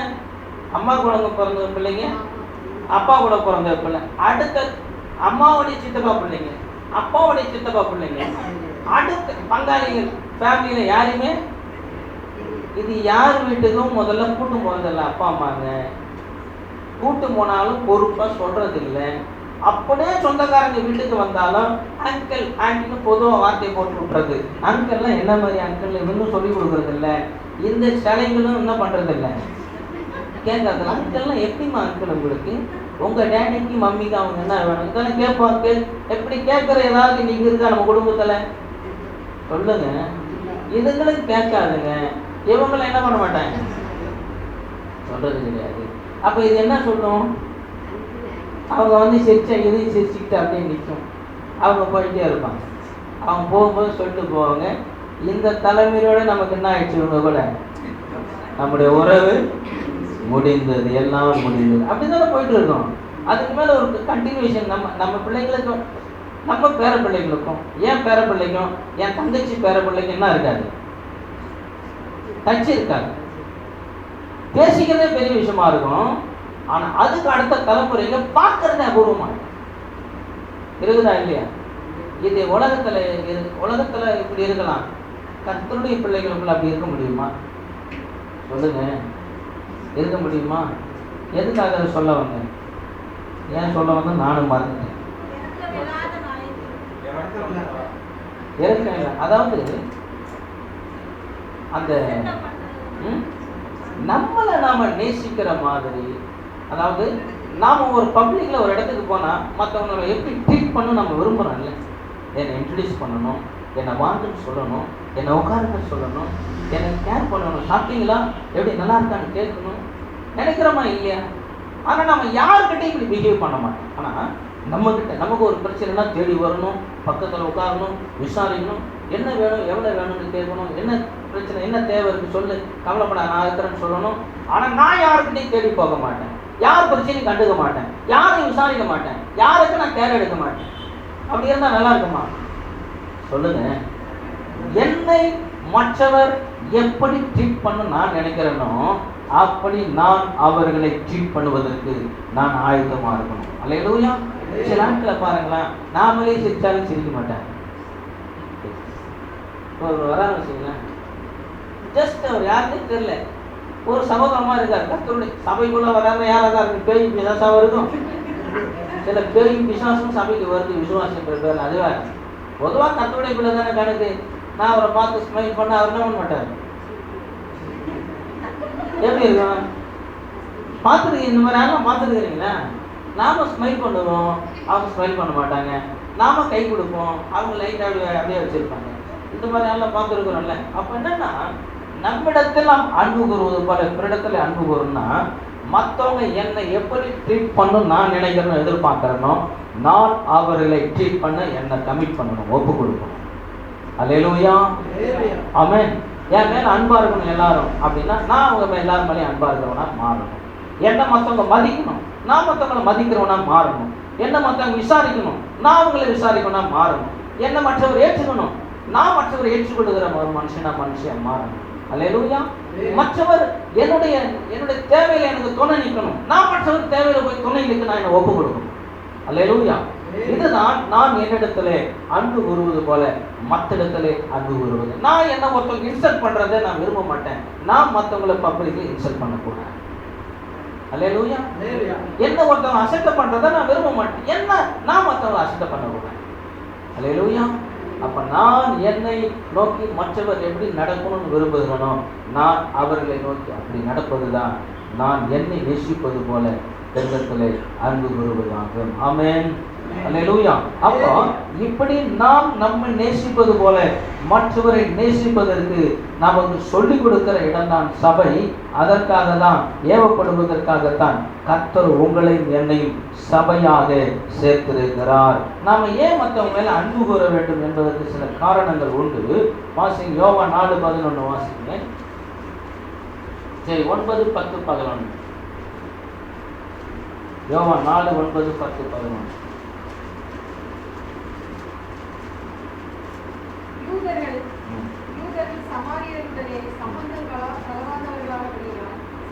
எங்க இருக்கிறீங்க? 1 யோவான், மன்னிக்கணும், 1 யோவான் 4, 9, 10, 11. நம்முடைய ஒரே பேரான குமாரனாலே நாம் பிழைக்கும்படிக்கு தேவன் அவரை உலகத்திலே அனுப்பினதினால் தேவன் நம்மேல் வைத்த அன்பு வெளிப்பட்டது. நாம் தேவனிடத்தில் அன்பு கூறுவதனால் அல்ல, அன்பு கூறுவதனால் அல்ல, அவர் நம்மிடத்தில் அன்பு கூறுவே நம்முடைய பாவங்களை நிவர்த்தி செய்கிற கிருபாதார வழியாக தம்முடைய குமாரனை அனுப்பினதினாலே அன்பு உண்டாயிருக்கிறது. அல்லேலூயா. அன்பு எப்படி உண்டாயிருக்கிறது? நாம் தேவனிடத்தில் அன்பு கூறவில்லை, அவர் நம்மிடத்தில் அன்பு கூர்ந்தார். அல்லேலூயா. அந்த அன்பை எப்படி வெளிப்படுத்தினார்னா, அவர் குமாரனை நாம் பிழைப்பதற்கு, நாம் நரகம் போகாம பரலோகம் வந்து சேர்வதற்காக அவருடைய குமாரனை நமக்கான பலியாக இந்த பூமியிலே கிருபாதார பலியாக ஒப்பு கொடுத்தார். அல்லேலூயா. அதனாலே அன்பு உண்டாயிருக்கிறது. அடுத்த வசனம், தேவன் 11. தேவன் இவ்விதமாய், அதாவது தேவன் தம்முடைய சொந்த குமாரனையே நமக்காக பலியாக கொடுத்து இவ்விதமாய் நம்மிடத்தில் அன்பு கூர்ந்திருக்க நாமும் ஒருவரிடத்தில் ஒருவர் அன்பு கூற கடனாளிகளாயிருக்கிறோம். நம்மளாம் கடனே இல்லாதவங்க யாருன்னா கை தூங்க பார்க்கலாம். கடனே இல்லாதவங்க யாராவது கையை வைத்து, எல்லாருக்குமே கடன் இருக்குது. அப்போ அதுதானே நமக்கு பண விஷயத்துல கடன் இருக்குதோ இல்லையோ, நாம எல்லாருமே கடனாளிகள் தான். ஏன் சொல்லுங்க? பிறரிடத்துல அன்பு கூற கடனாளிகள். ஏன் கடனாளிகள்? தேவன் நம்மிடத்தில் அன்பு கூர்ந்திருக்கிறார். அந்த கடன் தீர வேண்டுமானால் நாம் மற்றவரிடத்திலே அந்த அன்பை காண்பிக்க வேண்டும். அல்லேலூயா. தேவன் எவ்விதமாய் நம்ம மேல அன்பு கூர்ந்திருக்கிறாரோ அவ்விதமாய் நாம் பிறரில் அன்பு கூற கடனாளிகளாய் கடமைப்பட்டிருக்கிறோம். 7ஆம் வசனத்தை வாசிங்க. 7.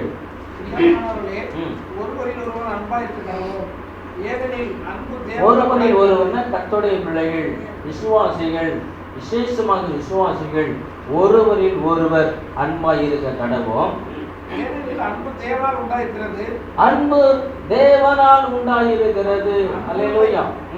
அன்புள்ள எவனும் தேவனால் பிறந்து அவரை அறிந்திருக்கிறார். சரி,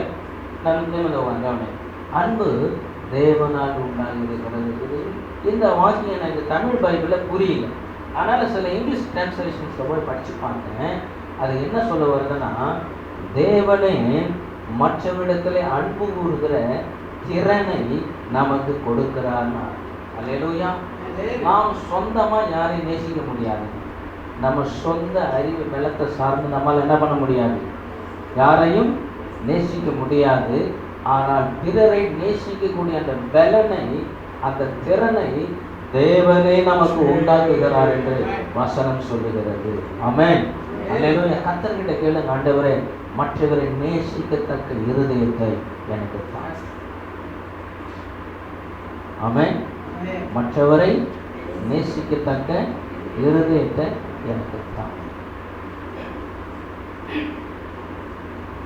நம்முடைய அன்பை ஒருவர் ஏற்றுக்கொள்றாங்களோ மறுக்கிறாங்களோ அது நமக்கு தேவையில்லை. சிலர் நம்ம அன்பு தேவையில்லைன்னு சொல்லுவாங்க. உங்கள் அன்பு எனக்கு தேவையில்லை, உங்கள் நட்பு எனக்கு தேவையில்லை, உங்கள் உதவி எனக்கு தேவையில்லை, உங்கள் உறவு எனக்கு தேவையில்லைன்னு அப்படி நினைக்கிற சிலர் இருப்பார்கள். அவர்கள் தேவைப்படுது தேவையில்லை. அவர்களை எப்பொழுதும் நேசிக்க நாம் ஆயத்தமாகவே இருக்க வேண்டும். அல்லேலூயா. இன்னைக்கு தேவை இல்லைன்னு சொல்றாலும் நாளைக்கு நம்ம கிட்ட தேவைக்காக தேடி வரும். அங்கே போய் என்ன பண்ணக்கூடாது, அன்னைக்கு என்னமோ சொன்னேன் நீ தேவையில்லைன்னு இன்னைக்கு எதுக்கு வந்த அப்படி கேட்கலாமா? சொல்லுங்க. ஆண்டவரே நான் தேவை இல்லைன்னு நினைக்கிறாங்க. நான் தேவைப்படுகிற ஒரு தருணத்தை அவங்களுக்கு கொடுங்க. ஜெபமெல்லாம் பண்ண விடாது. அல்லேலூயா. உன் உறவே தேவையில்லைன்னு நினைக்கிறாங்க. என்னுடைய உறவு அவர்களுக்கு எவ்வளவு அவசியமானது, விசேஷமானது என்று புரிந்து விடுகிற ஒரு தருணத்தை அவங்களுக்கு கொடுங்க. தண்டனை கொடுங்க, ஒரு தருணத்தை கொடுங்க. அல்லேலூயா. ஸ்தோத்திரம். செய்யலாமா செய்யக்கூடாதா? ஆமென். உன் மன்னிப்பத்தை போய் குப்பையில போட அப்படின்னு சொல்லுவாங்க. செய்வாங்க, கேட்பாங்க, சொல்லுவாங்க இல்லையா? ஆனால் ஆண்டவரை நான் அவர்களை மன்னிப்பது எவ்வளவு அவசியம் என்று உணரக்கூடிய இருதயத்தில் நம்மளை ஏற்றுக்கொள்ளாவிட்டாலும் பரவாயில்ல, நம்ம அவர்களை ஏற்றுக்கொள்ளுகிற சந்தர்ப்பத்துக்காக காத்திருக்கோம். ஆமென். அல்லேலூயா. நாம எப்பவுமே மற்றவர்கள் அன்பு கூற, மன்னிக்க, ஏற்றுக்கொள்ள, ஆதரிக்க என்ன செய்யணும்? நாம் ஆயத்தமாக எப்பொழுதும் நம்மை ஆயத்தம் உள்ளவர்களாக வைத்திருக்க வேண்டியது அவசியம். காரணம், அந்த 7ஆம் அதிகாரத்தில் கடைசி 2 வாக்கியத்தை பாருங்க. அன்புள்ள எவனும் தேவனால் பிறந்து அவரை அறிந்திருக்கிறான். அல்லேலூயா. தேவனால் பிறந்தவன் தேவனை போலதான் பிஹேவ் பண்ணுவான். ஆமென். அல்லேலூயா. எங்க அப்பாவை யாராவது பார்க்கணும்னு ஆசை இருக்கா? அவங்கள உங்களை பார்க்கவே ஆசை இல்லை, அப்பாவை நான் எங்கேயே பார்க்கேன். எங்க அப்பாவை யாராவது பார்க்கணும்னா நீங்க எங்க அப்பாவை டைரக்டா பார்க்க வேண்டாம். என்னை கண்டவன் எங்க அப்பாவை கண்டான். நான் சொல்றேன். ஏன்னா எங்க அப்பாவும் நானும் ஒரே மாடலா தான் இருக்கும். எங்க 2 பேருடைய சாயலும் ஒண்ணுதான். நான் தேவனால் பிறந்தவனா இருப்பேனா? தேவனுடைய இந்த அன்பின் சுபாவம், எங்க அப்பாவுடைய சுபாவம் என்கிட்ட கண்டிப்பா இருக்கு. அல்லேலூயா. தேவனால் பிறந்தும் அவரை அறிந்தும் இருக்கிறான். அப்படி அறிந்து இருக்கிறான்னா தேவனோடு நெருங்கிய தொடர்பில் இருக்கிறான்னு அர்த்தம். தேவனோடு நெருங்கி ஜீவிக்கிறவங்களுக்கு, அவருடைய பிள்ளைகள் என்ற உணர்வோடு வாழ்கிறவங்களுக்கு இருக்க வேண்டிய மிக மிக முக்கியமான விஷயம் என்னன்னா, அவங்க அன்புள்ளவங்களா இருப்பாங்க. ஆமென். அல்லேலூயா. என் சுபாவத்தில் அன்புன்ற ஒரு சுபாவமே என்கிட்ட இல்லை அப்படின்னா நான் தேவனால பிறக்கலைன்னு அர்த்தம். நான் ஊரை ஏமாத்திட்டு இருக்கிறேன்னு அர்த்தம். ரெண்டாவது, நான் தேவனோட நெருங்கிய தொடர்புல இருந்தா அவருடைய சாயல், அவருடைய பண்பு என்கிட்ட இருக்கும். என்னுடைய நெருங்கிய நண்பருடைய குவாலிட்டியை நீங்க என்கிட்ட பார்க்க முடியும். இப்ப நான் இவரும் நெருங்கிய சிநேகிதராக இருப்போம்னால் இவருடைய நிறைய கேரக்டர் என்ன அறியாமலே என்கிட்ட வந்துருக்கும். வந்திருக்காரா சொல்லுங்க, உண்மைதானே? நம்முடைய நெருங்கிய நண்பருடைய அந்த தாக்கம் நம்மகிட்ட இருக்கும். நான் தேவனோடு நெருங்கி நடக்கிற, பழகுகிற, ஜீவிக்கிற ஒரு மனுஷன் இருக்கேன்னா என் தேவனுடைய அந்த திவ்ய சுபாவங்கள், அவருடைய பண்புகள் என் வாழ்க்கையில, என் குணத்துல, நடக்கையில வெளிப்படுகிறதை பார்க்க முடியும். ஆமென். அல்லேலூயா. 8வது வசனத்தை வாசிங்க. 8 வாசிங்க. அன்பில்லாதவன் தேவனை அறியான், தேவன் அன்பாகவே இருக்கிறார். அன்பில்லாதவன் தேவனை அறியான், தேவன் அன்பாகவே இருக்கிறார். அல்லேலூயா. அன்பு இல்லாத ஒரு மனுஷன் யார் அறிய மாட்டான்? தேவனை அறியவே அறியாதவன். அன்பில்லாதவன் தேவனை அறியான். ஏனென்றால் தேவன் யாரா இருக்கிறாரு? தேவன் அன்பாகவே இருக்கிறார். அதாவது ஒரு ஆங்கில பைபிள் எப்படி சொல்லியிருக்குன்னா,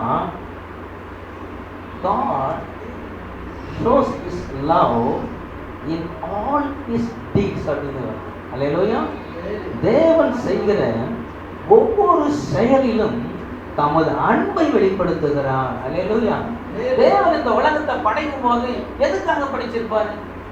நம்ம மேல வச்ச ஒரு அன்பு. அல்லேலூயா. மனுஷனை படைக்கிறதுக்கு முன்னாலவே மனுஷனுக்கான எல்லாத்தையும் கர்த்தர் படைச்சிட்டு ஒவ்வொன்றையும் பார்த்து நல்லதென்று கண்டார், நல்லதென்று கண்டார். மனுஷனை உருவாக்குறதுக்கு முன்பாக மனுஷனுக்காக கர்த்தர் உருவாக்கின அத்தனையும் நல்லதா இருந்துச்சு. காரணம், மனுஷனை அவர் அவ்வளவாய் நேசித்தார். ஆமென். அல்லேலூயா. அப்போ ஆண்டவர் தாம் செய்கிற ஒவ்வொரு காரியத்திலும் அன்பை வெளிப்படுத்துகிறது. அவருடைய சுபாவமா இருக்கிறது. அப்படியானால் தேவனுடைய பிள்ளை, அல்லேலூயா, அப்ப அன்பு உள்ளவன், அந்த 8வது வசனத்தை திரும்ப வாசிங்க. அன்பில்லாதவன் தேவனை அறியான், தேவன் அன்பாக இருக்கிறான்.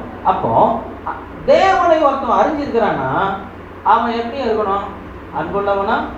அவர் எப்படி தம்முடைய ஒவ்வொரு செயல்களிலும் அன்பை வெளிப்படுத்துகிறாரோ, ஸ்தோத்திரம், அதே மாதிரி நாம் பிறரை நோக்கி செய்கிற ஒவ்வொரு காரியத்திலும் அவர்கள் மேல் வைத்திருக்கிற அன்பை வெளிப்படுத்த வேண்டும். அல்லேலூயா. ஒரு சட்டை எடுத்து கொடுத்தீங்கன்னா இத்து போன சட்டை எடுத்து கொடுக்காது, நாமளும் எடுத்து கொடுத்தோம் ஒரு கணக்குதான். புரியுதுங்களா? புரியுதுங்களா? சில ஆளுங்க இருக்கிறாங்க, சில விசுவாசிகள் ரொம்ப ஷார்ப்புங்க. சில விசுவாசிகள் ரொம்ப ஷார்ப்புங்க. யாராவது சொந்தக்காரங்க மட்டமான துணி கொண்டாந்து கொடுத்துருப்பாங்க கிஃப்டா, அவங்க ஜபத்தோட காத்திருப்பாங்க. எது காத்திருப்பாங்க? எப்போ ஒரு இழிச்சவாயன் ஊழியக்காரன் வருவான் நம்ம வீட்டுக்கு. எப்போ தப்பா நினைக்காது, எப்போ ஒரு ஊழியக்காரன் நம்ம வீட்டுக்கு வருவாங்க காத்திருந்து அந்த உதவாத துணியை கிஃப்டா கொடுத்து விட்டுருவாங்க. ஏன்? அவங்க தச்சு போட்டுக்கிட்டா அவங்க கிறிஸ்டேஜ் என்ன ஆகும்? பாதிக்க போனீங்கன்னா மட்டமான துணியை போட்டுக்கிறாங்க. நாம் என்ன செஞ்சிருவோம்? ஊழியக்காரர் வந்தாங்கன்னா அந்த துணி அவங்களுக்கு கொடுத்துட்டேன்னா காணிக்கு கொடுத்த மாதிரி ஆச்சு. இந்த மாதிரி எனக்கு நிறைய பேர் கொடுத்துருக்காங்க அந்த மாதிரி துணி. என்ன துணி? அதை தச்சு போடவே முடியாது. அந்த மாதிரி துணியெல்லாம் யாரும் அவங்களுக்கு கொடுத்துருப்பாங்க, அதை எடுத்து நம்ம தலையில கட்டி விட்டுருவாங்க. இதுக்கு பேர் அன்பா? அக்கா ஏன் முறைகிறீங்க? இதுக்கு பேர் அன்பா? அட உங்களை தான் கேட்குறாங்க, இதுக்கு பேர் அன்பா? யாரும் நம்ம வீட்டில் போட மாட்டோம், யாராவது வருவாங்க தலையில் கட்டி விட்டுருவோன்றது இதுக்கு பேர் அன்பா? சொல்லுங்க. ஒரு டீ போட்டு கொடுத்தீங்கன்னு வச்சுங்களேன், அதில் அன்பு வெளிப்படாங்க. அல்லேலூயா. எங்கள் குடும்பத்தில் ஒருத்தவங்க வருகிறாங்க, அவங்க வீட்டில் போய் ஒரு நாள் டீ குடித்தேன், இனி ஜென்மத்துக்கு காஃபி குடித்தேன், இனி ஜென்மத்துக்கு காஃபியே குடிக்கூட முடிவு பண்ணாங்க. அல்லேலூயா. ஏன்னா காஃபி மேலே இருக்கிற இன்ட்ரெஸ்ட் என்ன பண்ணிட்டாங்க, ஏற்கனவே அவன் பாலில் தண்ணி கலந்து தான் விற்கிறான். இவங்க கலந்த கலப்பை பார்த்தா பாலை விட தண்ணி ஜாஸ்தியாக இருக்குது காஃபியில். இதுக்கு பேர் அன்பா? உங்களை தாங்க கேட்குறேன், சொல்லுங்க.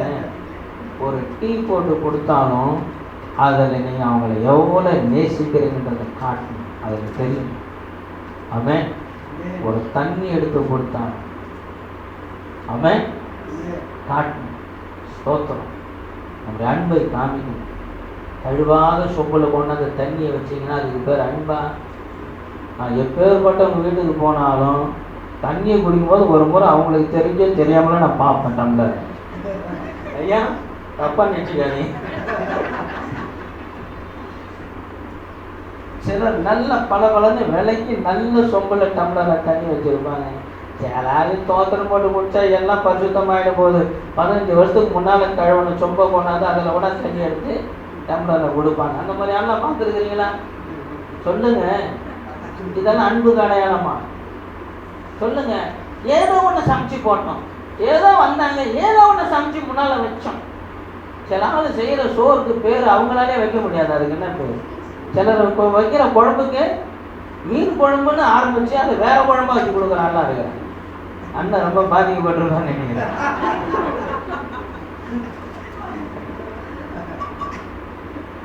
புரியுதுங்களா?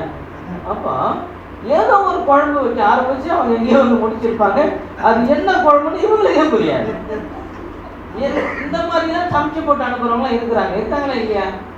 சொல்லுங்க. நாம் ஒரு ஒருத்தவங்க விருந்தாளியோ நண்பர்களோ சொந்த பந்தம் வந்திருக்காங்கன்னா அவங்களுக்கு எடுக்கிற அந்த கேரில் அவங்கள நம்ம எவ்வளோ நேசிக்கிறோன்றத சொல்லுங்க. ஆமென். அல்லேலூயா. என்னுடைய நெருங்கிய நண்பர் ஒருத்தர், நானும் அவரும் தாவீதும் யோனத்தானும் மாதிரி. அவர் கல்யாணம் ஆச்சு, பிள்ளைங்க 2 பிள்ளைங்க பிறந்தாங்க. அவங்க வீட்டுக்கு முத நானும் என் மனைவி போகிறேன். ஸ்தோத்திரம். அக்கா தூத்துக்குடிக்காரங்க தான், அவங்க மனைவி தூத்துக்குடிக்காரங்க தான், என் மனைவி தூத்துக்குடி தான். ஸ்தோத்திரம். நைட்டு தூங்கும்போது எங்களுக்கு பெட்ஷீட் ஒன்று எடுத்து கொடுத்தாங்க பாருங்க. என் நெருங்கிய நண்பர் அவங்க ஒய்ஃபு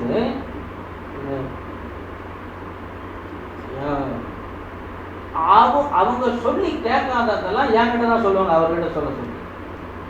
அவங்க என்ன பண்ணுவாங்க? அவசியம்னா அண்ணான்னுவாங்க. அவசியம்னா அண்ணே நல்லா இருக்கீங்களா, வச்சு நல்லா இருக்கலாம், அப்படி இப்படி விட்டு அண்ணே கொஞ்சம் சொல்லுங்கண்ணே, கேட்க மாட்டாங்கண்ணே. என்னண்ணே நான் சொல்கிறேன் கேட்க மாட்டாங்க, சொல்லுங்கண்ணே. நான் சொன்னால் கேட்டுக்குவார் அவர். அவங்க ஃபேமிலியில் இவங்க சொல்லி கேட்காததெல்லாம் இங்கே தான் வரும், என்கிட்ட வரும். நான் சொன்னால் கேட்பாங்க. அந்த மாதிரி நண்பர் எனக்கு. இதெல்லாம் நல்லா சாதிச்சுக்கும். அவங்க காரியத்தை என்ன பண்ணுவாங்க? கரெக்டாக சாதிச்சுக்குவாங்க. இப்படிப்பட்ட ஆள் நம்ம வீட்டுக்காருக்கு நல்ல நண்பர். நாம் சொன்னதை அவர் கேட்காட்டாலும் இவர்கிட்ட சொன்னால் கேட்குறாரு. இப்படிப்பட்டவங்க வந்திருக்கிறாங்க, வராங்க, இத்தனை வருஷம் கழிச்சு வந்திருக்கிறாங்க. ஒரு நல்ல பெட்ஷீட் கொடுக்கலாம்ல. அவங்க ஏழை கிடையாது, பாடை கிடையாது, நல்ல பட்சமும் நல்ல பேக்ரவுண்ட் உள்ள குடும்பத்தை சேர்ந்த பிள்ளை, நல்ல வசதியான நிலைமை தான் இருக்கிறாங்க. எங்களுக்கு எடுத்து கொடுத்தாங்க பாருங்க பெட்ஷீட்டு. அது எலி கட்சி தான் இல்லை சிறுத்தைக்குடி சீடி விட்டதா சீடி விட்டதா? எங்களுக்கு அதுக்கு ஒரு சிபிஐ அதிகாரி வைக்கணும் போல கண்டுபிடிங்க. இந்த பெட்ஷீட்டு எந்த மாதிரி யாரால கிழிக்கப்பட்டிருக்குன்றத அது ஒரு கண்டுபிடிக்க முடியாது நிலைமை. அப்படி ஒரு பெட்ஷீட் எடுத்து கொடுத்தாங்க பாருங்க. என் மனைவி சொன்னா, இனி நான் சாகிற வரைக்கும் ஒரு வீட்டுக்கு வரணும்.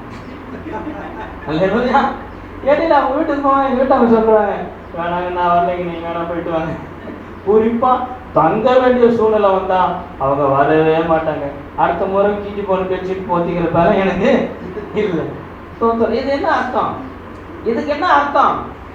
நண்பர் தின்பர் சொல்லிக்கிட்டு வீட்டுக்கெல்லாம் தங்குற மாதிரி வந்துடானே. இதானே அடையாதான்? இதானே சொல்ல வராங்க. எது வேணாலும் வெளியில வச்சுங்க, தங்குற மாதிரிலாம் வந்துடாங்க. இது அன்பா? சொல்லுங்க. ஆனா அவங்களுக்கு என்ன அதுக்கு பிறகு போன எவ்வளோ விஷயங்கள்ல வருவாங்க. அண்ணா சொல்லுங்கண்ணா, அண்ணா சொல்லுங்க. உங்களுக்கு ஒரு தேவைக்கு வர அறிவு இருக்குது. நம்ம வீட்டுக்கு வந்து எவ்வளோ அவங்களுக்கு முக்கியமானவங்களை கேர் பண்ணுற அறிவு இல்லைன்றதை விட மனசு. அல்லேலூயா. என்ன கிடையாது? மனசு. அப்போ அன்புன்னு என்ன? நம்ம இடத்துல நம்ம அன்பு கூறுவது போல பிறரிடத்துல அன்பு கூறுவது. ஏன் கிறிஸ்தவங்க தான், அவங்களும் ஊழியக்கார குடும்பம் தான் சொல்கிறோம். ஊழியக்காரங்க அவங்க ஊழியம் செய்யறது ஸ்தோத்திரம். விசுவாசி கூட இல்லை. ஏன் அவங்களுக்கு இல்லைன்னா அவங்க ஊழியக்காரன் சொல்லிக்கிட்டாலும் என்ன இல்லை, தேவனோட அவங்களுக்கு என்ன கிடையாது? நெருங்கிய உறவு கிடையாது. ஆண்டவரோடு நிஜமாக நெருங்கி நடக்கிற பழகிற மக்கள்கிட்ட தான் அப்படி அந்த அன்பின் ஒவ்வொரு காரியத்திலும் அன்பை வெளிப்படுத்துகிற, அன்போடு கிரியை செய்கிற, அன்பினால் கிரியை செய்கிற அந்த சுபாவம் அவங்க கிட்ட வெளிப்படும். அல்லேலூயா, அல்லேலூயா. எந்த மற்றவருக்கு செய்கிற ஒரு சின்ன விஷயத்துல கூட தேவ அன்பை வெளிப்படுத்த நம்ம ஒப்பு கொடுக்கணும். ஆமென், அல்லேலூயா. சின்ன விஷயத்துல கூட, சின்ன விஷயமோ பெரிய விஷயமோ, மற்றவருக்கு நாம் செய்கிற ஒவ்வொரு காரியத்திலும் தேவன் நம்மை நேசித்தார், நேசித்திருக்கிறார் என்பதையும், நாம் அவ்விதமாக அவர்களை நேசிக்கிறோம் என்பதையும் நாம் வெளிப்படுத்தக்கூடிய ஒன்றாக இருக்கணும். அல்லேலூயா. இதையெல்லாம் இன்னும் நமக்கு அதிகமாய் சொல்லிக் கொடுக்கிற வசனங்கள் நிறைய இருக்குது. கர்த்தருக்கு சித்தம் ஒரு காலத்தில் ஐயா அவர்கள் உங்களுக்கு ஏற்கனவே சொல்லிக் கொடுத்துருப்பாங்க, இன்னும் கூட தொடர்ந்து போதிப்பார்கள். அதனால நற்கிரிக்கு நேராக நான் நோட்ஸ் நிறைய எடுத்துட்டு வந்தேன். அன்பு கூறுவதை பற்றி பைபிள் இருக்கிற வசனங்களை எல்லாம் உங்களுக்கு சொல்லிக் கொடுக்கணும்னு நமக்கு நேரத்துக்கு முடிக்கணும். அதனால நான் கடந்து போகிறேன்.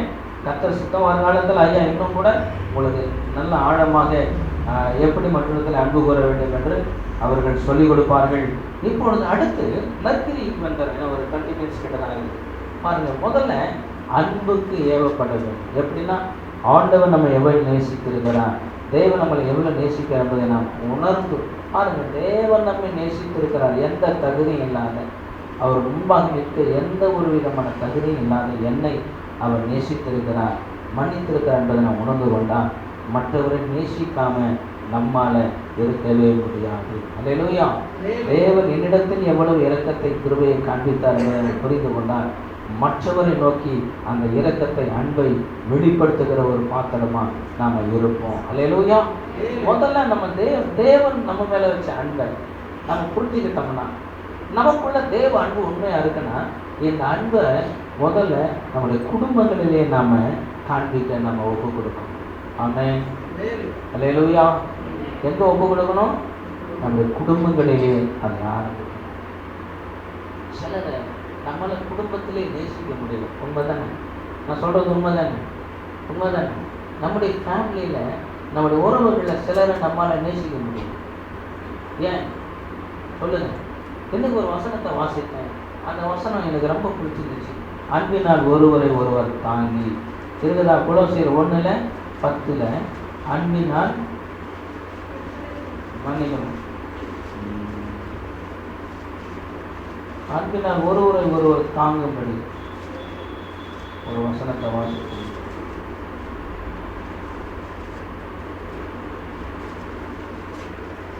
அன்பினால் ஒருவரை ஒருவர் தாங்கின ஒரு வசனம்.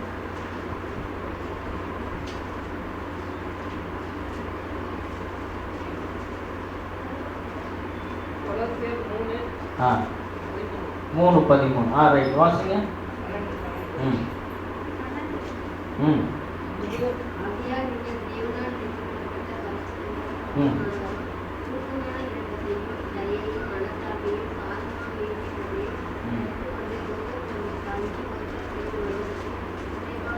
அன்பினால் ஒருவரை ஒருவர் தாங்கி நிற்கலையா? பார்த்தீங்களா? அன்பினால் ஒருவரை ஒருவர் தாங்கி. இந்த தாங்கினா ஒருவருக்கொருவர் சுமக்கிறத பற்றி அங்கே பேசலை. இந்த இடத்துல தாங்கிறது என்னன்னா, அவங்களுடைய இரிட்டேட் பண்ணுற அந்த பிஹேவியத்தில் சிலர் சிம்பிளாக நம்மளை இரிட்டேட் பண்ணிட்டு போயிட்டே இருப்பாங்க.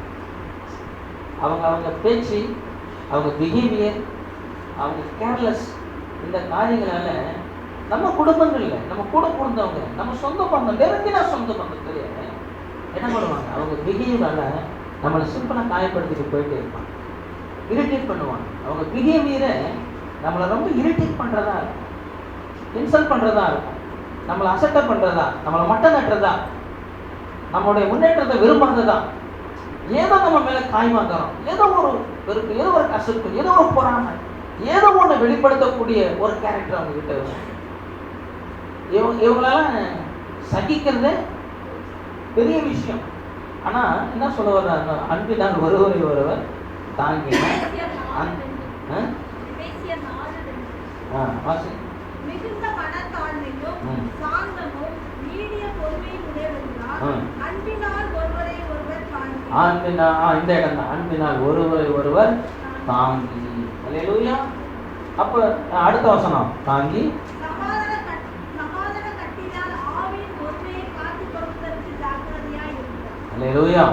பாருங்க, இந்த மாதிரி இரிட்டேட் பண்ணக்கூடிய கேரக்டர் உள்ளவங்களை நம்ம என்ன பண்ணணுமா? தாங்கினா சகிச்சுக்குங்க. என்ன சொல்ல வராரு? ஆங்கில பைபிளில் வாசிக்கும் போது அது எனக்கு புரிஞ்சது. இந்த மாதிரி கேரக்டர் உள்ளவங்களை என்ன பண்ணுங்க?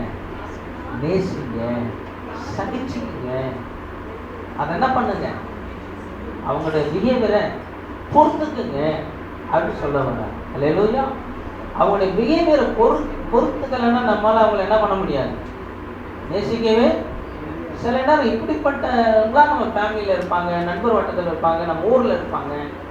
அவங்கள நம்ம என்ன பண்ணலை, அந்த அந்த கேரக்டர் நம்ம பொறுத்துக்கலைன்னா அவங்கள நம்மளால் என்ன பண்ண முடியாது? நேசிக்கவே. இப்படிப்பட்டவர்களையும் நம்ம என்ன பண்ணணும்? தாங்கணும்னா தாங்கிக்கணும். தாங்கிட்டு பார்ப்பான் சொல்கிறாங்களா இல்லையா? எத்தனையோ தாங்கிட்டேன் அவங்க பண்ணுறதை, இதை தாங்க முடியாது. அந்த மாதிரி தாங்கிட்டாங்க, அவங்க மனசில் அந்த மாதிரி அதெல்லாம் மனசில் வைக்காம நேசிங்க. அல்லேலூயா. கர்த்தர்கிட்ட நாம் ஜெபிக்கணும். பாருங்க, தேவ அன்பை நமக்குள்ளே கொண்டு வந்து அந்த அன்பை மற்றவங்களை நோக்கி நம்ம கடத்தாமல் போயிட்டா நாம் சபையாக கூடி வருவதே ஒரு நோக்கம் இல்லாத ஒரு ஓட்டமாக தான் இருக்கும். அல்லேலூயா. அதனால தேவனை நேசிக்கிற, மற்றவரை நேசிக்கிற ஒரு பாத்திரமாக உங்களை என்னை மாற்றுவதற்காக தான் கர்த்தர் நம்மை சபையாக குடிவர செய்திருக்க என்பதை புரிந்து கொண்டு தேவ அன்பை வெளிப்படுத்துகிற பாத்திரங்களாய் நாம் இன்னும் இன்னும் இன்னும் நம்மை மாற்றிக்கொள்ள நம்மை ஒப்பு கொடுப்போம். கர்த்தர் நிச்சயமாய் நம் வழியாக அவருடைய அன்பை இந்த உலகத்தை நோக்கி கடத்துகிற ஒரு வேலையை வருங்காலத்தில் நம்ம கொண்டு செய்ய போகிறார். அல்லேலூயா. ரெண்டாவது, எதுக்கு நம்ம கூடி வரோம்? நற்கிரியை செய்வதற்கு நாம் கூடி வருகிறோம், ஏவப்படுவதற்கு. ஆமென். எபேசியர் 2:10 வாசிங்க, சீக்கிரம் வாசிங்க. எபேசியர் 2:10. நற்கிரியைகளை செய்வதற்கு நாம் கிறிஸ்து இயேசுவுக்குள் சிருஷ்டிக்கப்பட்டு தேவனுடைய செய்தியாய் இருக்கிறோம். அவைகளில் நாம் நடக்கும்படி அவர் முன்னதாக அவைகளை ஆயத்தப்படுத்தியிருக்கிறார். பாருங்க, உங்களை என்னை ஆண்டவர் ஏன் கிறிஸ்து இயேசுவுக்குள்ள சிருஷ்டித்திருக்கிறார்? ஏன் ஆண்டவராக இயேசு கிறிஸ்துவோடு தேவன் நம்மளை இணைச்சிருக்கிறார்னா நற்கிரியைகளை செய்வதற்காக. அல்லேலூயா. அப்போ நீங்களும் நானும் என்னென்ன நற்கிரியை செய்யணும் நம்முடைய வாழ்க்கை முழுவதுன்றத தேவன் ஏற்கனவே ஆர்டர் பண்ணி வச்சுட்டார், பிளான் பண்ணி வச்சுட்டார், ப்ரிப்பேர் பண்ணி வச்சுட்டார். அல்லேலூயா. ஆண்டவர் உங்களை என்னை இந்த பூமியில நன்மை செய்வதற்காக மாத்திரம்தான் வச்சிருக்காரு, அல்லாமல் ஒருவருக்கும் ஒரு தீமையும் செய்வதற்காக தேவன் உங்களை என்னை இயேசு கிறிஸ்துவுக்குள்ள கொண்டு வரல. நம்புறீங்களா? நம்புறீங்களா? அல்லேலூயா. உங்களை என்னையும் பிறருக்கு நன்மை செய்வதற்காக மாத்திரம்தான் கர்த்தர் இயேசு கிறிஸ்துவுல கொண்டு வந்து அவருக்குள்ள நம்மளை புது சசியா மாற்றி வச்சிருக்கிறார். ஆமென். அல்லேலூயா. இதை புரிந்து கொண்டு நம்ம என்ன செய்யணும்? நம்முடைய வாழ்க்கை முழுவதும் நாம் செய்வதற்காக ஆண்டவர் ஆயத்தம் செய்து வைத்திருக்கிற, ஆர்டர் பண்ணி வைத்திருக்கிற அந்த நற்கிரியைகளை செய்வதற்கு நாம் நம்மை ஒப்பு கொடுக்க வேண்டும். ஆமென். அல்லேலூயா. பிலிப்பியர் 1:5 சொல்லுது, நற்கிரியை நமக்குள்ள தொடங்கினவர் தேவன் என்று சொல்லி. அல்லேலூயா. 2 தீமோத்தேயு 3:16 நற்கிரியை செய்வதற்கு தகுதியுள்ளவர்களாக உங்களை என்னை மாற்றுவதற்கு தான் தேவன் வேத வசனத்தை நம்ம கையில கொடுத்துருக்கான்னு சொல்லுது. தீத்து 2:14 நற்கிரியை செய்ய நீங்களும் நானும் பக்தி வைராக்கியம் உள்ளவங்களா மாறணும்னு அங்க பவுல் சொல்லுகிறார். எபிரேயர் 13:21 நற்கிரியைகள்ல உங்களை என்னை ஆண்டவர் சீர்பொருத்த பண்ணுகிறார், அதை நம்ம உறுதிப்படுத்துகிறார் இருக்குது. 2 தெசலோனிக்கேயர் 2:17 நற்கிரியைகளை கர்த்தர் நம்மை ஸ்திரப்படுத்துகிறார், தொடர்ந்து நற்கிரியை செய்யத்தக்கவர்களாய் கர்த்தர் தான் நம்மளை மாத்துறாரு அங்க இருக்குது. 2 கொரிந்தியர் 9:8 நற்கிரியைகளில் பெருக பண்ணுகிறார். அல்லேலூயா. நாம் நற்கிரியை செய்கிறவர்களாக ஆண்டவர் நம்மை பெருக பண்ணுகிறார். அநேக நற்கிரிகளை நம்முடைய வாழ்க்கையை பெருக பண்ணுகிறவராக தேவன் இருக்கிறார் இருக்குது. அல்லேலூயா. அப்படின்னா நாம் என்ன செய்யணும்? நற்கிரிகளை செய்வதற்கு நாம் ஒப்பு கொடுக்க வேண்டும். சபையார் நற்கிரிகள் செய்ய வேண்டும். 2 தீமோத்தேயு 2:21 இப்படியே சொல்லுகிறார், நற்கிரியை செய்வதற்கு ஆயத்தமாக்கப்பட்ட பாத்திரங்களாய் நீங்களும் நானும் நம்மை சுத்திகரித்துக் கொண்டவர்களா இருக்கணும் பவுல் சொல்ல வருகிறார். ஆமென். அல்லேலூயா. ஒருவன் தன்னை சுத்திகரித்து கொண்டால் எஜமானுக்கு உபயோகமான எந்த நற்கிரியும் செய்ய ஆயத்தமுள்ள பாத்திரமா இருக்கிறானா. நீங்களும் நானும் நம்மை தேவனுடைய வார்த்தையினால் சுத்திகரித்து கொண்டு எந்த நற்கிரியும் செய்வதற்கு ஆயத்தமுள்ள பாத்திரமாக நாம் மாறுவதற்கு நம்மை ஏவுகிறதற்காக கர்த்தர் நம்மை சபையை கூடி வரை செய்திருக்கிறார். தீத்து 3:8 நற்கிரியை செய்வதற்கு ஜாக்கிரதையா இருங்கன்றார். எதுல ஜாக்கிரதையா இருக்கணும் சொல்லுங்க. அப்படின்னு என்ன அர்த்தம்? நற்கிரியை செய்யாம போனா நமக்கு நல்லது கிடையாது அப்படின்னு அர்த்தம். நற்கிரியை செய்வதற்கு ஜாக்கிரதையா இருங்கன்னா நற்கிரியை செய்ய வேண்டியது அவ்வளவு முக்கியமான ஒரு காரியம். தீத்து 3:14 சொல்லுகிறார், நம்முடையவர்கள் என்ன பண்ணணும்? நற்கிரியை கனியற்றலாம் இராதபடிக்கு நம்முடைய ஆவிக்குரிய வாழ்க்கையின் குறைவுகள் நிறைவாக வேண்டுமானால் நற்கிரியை செய்வர்களாக நீங்களும் மாறணும். என்ன பண்ணணும்? பழகணும். நற்கிரியை செய்வதற்கு பழகணும். ஐயா, நீங்க யாருக்கா டீ வாங்கி கொடுத்த பழக்கம் இருக்குதா? அது பழக்கம் தானே. அதுதான் கேட்குறேன். யாருக்காவது டீ வாங்கி கொடுத்த பழக்கம் இருக்கா? ரோட்ல பார்த்துட்டு ஃப்ரெண்ட்ஸு, அது ஒரு பழக்கம் தானே. யாருக்காவது நீங்க கடை கொடுத்த பழக்கம் இருக்கா? ரொம்ப கஷ்டப்பட்டவங்களுக்கு.